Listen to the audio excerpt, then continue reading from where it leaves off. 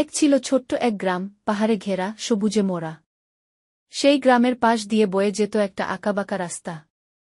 আর সেখানেই বাস করত এক সাহসী মেয়ে, নাম তার নীরা। নীরা সাধারণ মেয়ে ছিল না, সে ছিল ফুলপরী রক্ষী, যার কাজ ছিল জঙ্গলের শান্তি রক্ষা করা।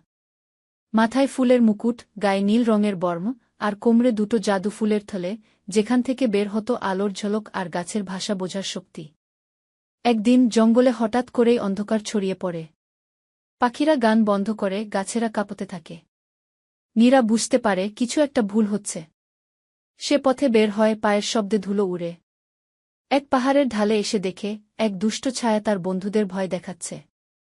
নীরা ভয় না পেয়ে সামনে যায়, ফুলের থলে থেকে আলো ছড়িয়ে দিয়ে বলে, আমরা প্রকৃতির বন্ধু, ভয় দেখিয়ে কিছু হবে না।